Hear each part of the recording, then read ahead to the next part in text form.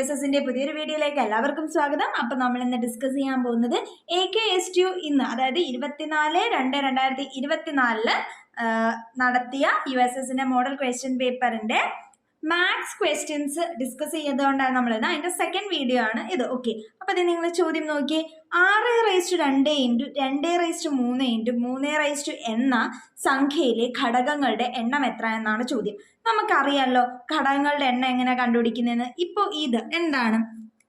6/2 × 2/3 × 3/2 അല്ലേ? ഇതിന്ന് ഘടകങ്ങൾ കണ്ടുപിടിക്കാൻ നമുക്കറിയാം. പക്ഷെ അതിനു മുമ്പ് നമ്മൾ എന്ത് ചെയ്യണം?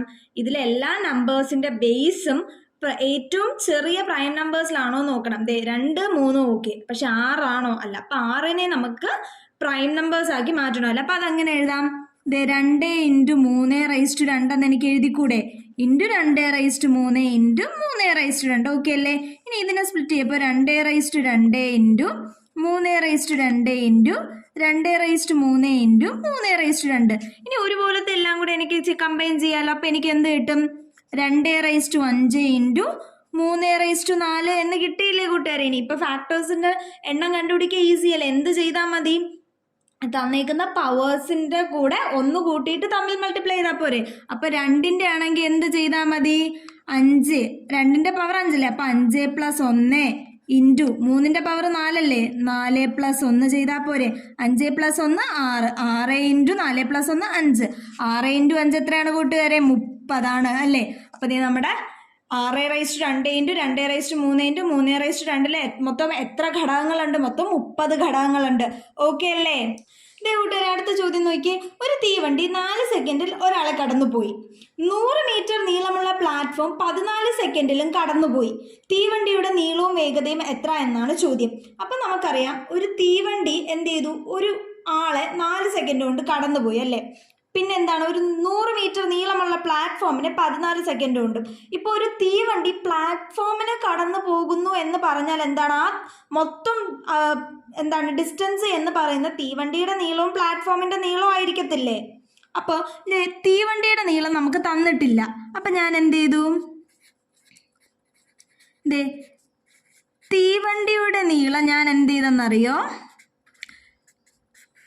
L എന്ന് എടുത്തു. ഓക്കെ അല്ലേ? L എന്ന് ഞാൻ എടുത്തു.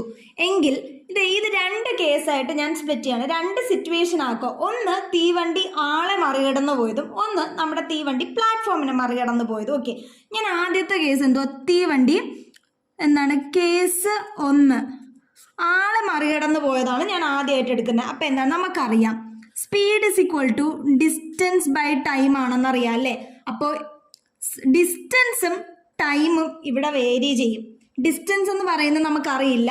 ആളെ മറികടന്ന് പോകുന്നതുകൊണ്ട് നമുക്ക് എന്ത് ചെയ്താൽ അത് ട്രെയിനിന്റെ നീളം മാത്രം എടുത്താൽ മതി. സോ അത് L ആണ്. ടൈം എന്ന് പറയുന്ന ആ ആളെ മറികടക്കാൻ എത്ര സമയം എടുത്തു? 4 സെക്കൻഡ്. അപ്പോൾ 4 ഇതെന്ന് പറയുന്നത് ഒരു ഇക്വേഷൻ ആണ്. ഓക്കെ ആയില്ലേ? ഇനി അടുത്തത് രണ്ടാമത്തെ കേസ്. അതാരാ? തീവണ്ടി പ്ലാറ്റ്ഫോമിനെ മറികടക്കുന്നത്. അതിൻ്റെയും സ്പീഡ് സെയിം തന്നെയാണ്. രണ്ടിടത്ത് സ്പീഡ് സെയിം ആണ്, ഒരു മാറ്റവും ഇല്ല. ഡിസ്റ്റൻസും ടൈമിലുമാണ് വേരിയേഷൻ വരുന്നത്. ഓക്കെ, അപ്പം അതെ ഇവിടത്തെ ആവുമ്പോൾ D2ഉം ടൈം T2 ആയി മാറും.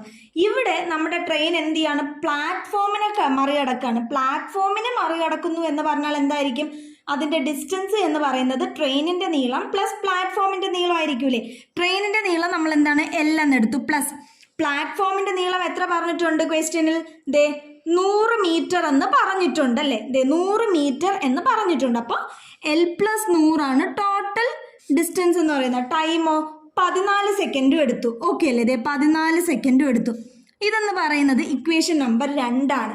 ഇനി നമുക്ക് കണ്ടുപഠിക്കാനുള്ളത് തീവണ്ടിയുടെ നീളവും വേഗതയാണ്. ഈ ഇക്വേഷൻ 1ഉം 2ഉം വെച്ച് എനിക്ക് തീവണ്ടിയുടെ നീളം കണ്ടുപിടിക്കുക. എങ്ങനെയാണ്? രണ്ടിടത്ത് സ്പീഡ് ഒന്നല്ലേ? രണ്ടിടത്ത് S ആണ് സ്പീഡ്.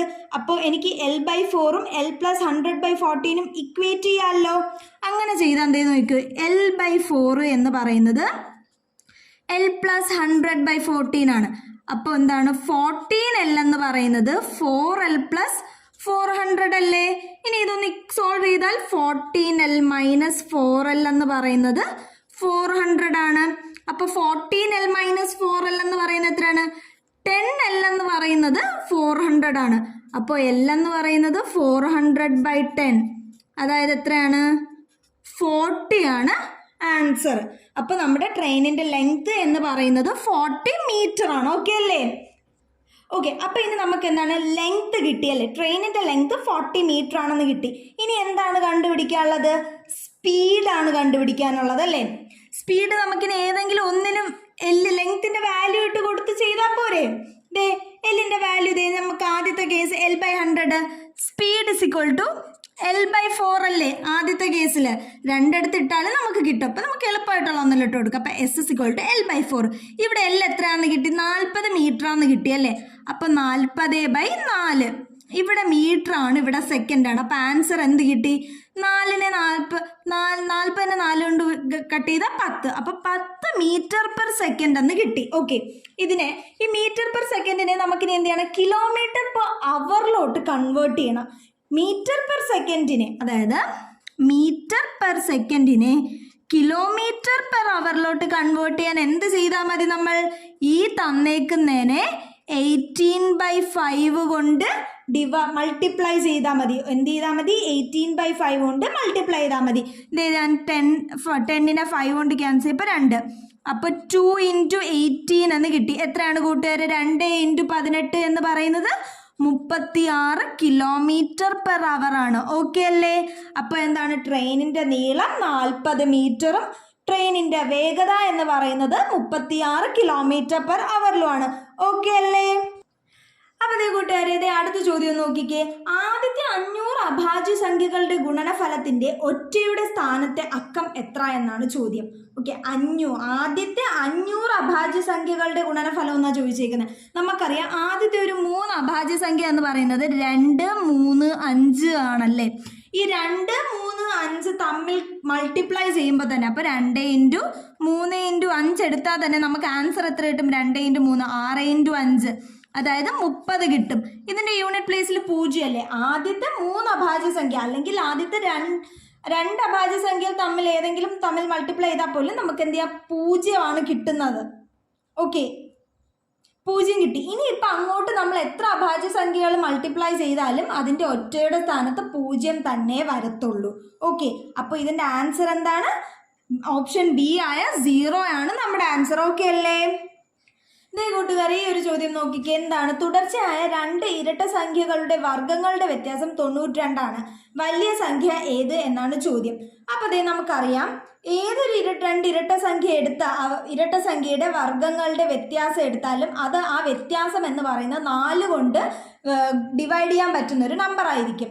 ഓക്കെ അല്ലേ?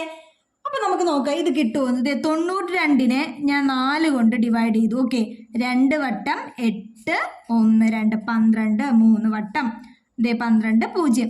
അപ്പോൾ 23 കിട്ടി. ഈ 23 എന്ന് പറയുന്നത് നമ്മൾ എടുക്കുന്ന 2 ഇരട്ട സംഖ്യയുടെ നടുക്കുള്ള ഒരു നമ്പറാണ്. നമുക്കിവിടെ കിട്ടിയത് 23. അപ്പം നമുക്കറിയാം 23ന് തൊട്ട് മുന്നേ ഉള്ള ഇരട്ട സംഖ്യ എന്ന് പറയുന്നത് 22 അല്ലേ? 23 കഴിഞ്ഞിട്ട് വരുന്ന ഇരട്ട സംഖ്യ ആണെങ്കിലോ 24 ആണ്. അപ്പോൾ നമ്മുടെ ചോദ്യം അനുസരിച്ച് വലിയ സംഖ്യ ഏതെന്നല്ലേ പറയുന്ന ചോദ്യം. അപ്പോൾ ഇതിൽ ഉള്ള ഇരട്ട സംഖ്യ 22ഉം 24ഉം വലുതാരാ? സ്വാഭാവികമായിട്ട് 24 അല്ലേ? അപ്പോൾ നമ്മുടെ ആൻസർ 24 ആണ്. ആൻസർ ഓപ്ഷൻ ഏതാണ്? ഓപ്ഷൻ ഡി ആണ്. അപ്പോൾ ഓപ്ഷൻ ഡി 24 ആണ് നമ്മുടെ ആൻസർ. ഓക്കെ അല്ലേ കൂട്ടുകാരെ? അപ്പോൾ ഈ ഇത്രയും ക്വസ്റ്റ്യൻസ് നിങ്ങൾക്ക് ഓക്കെ ആണല്ലോ? അപ്പം എന്ത് ചെയ്യുക, ഇതിൻ്റെ ബാക്കി കുറച്ച് ക്വസ്റ്റ്യൻസ് കൂടെ ഉണ്ട്, അത് ഞാൻ ഉടനെ അപ്ലോഡ് ചെയ്യുന്നതായിരിക്കും. അതുവരെ ടാറ്റാ ബൈ ബൈ.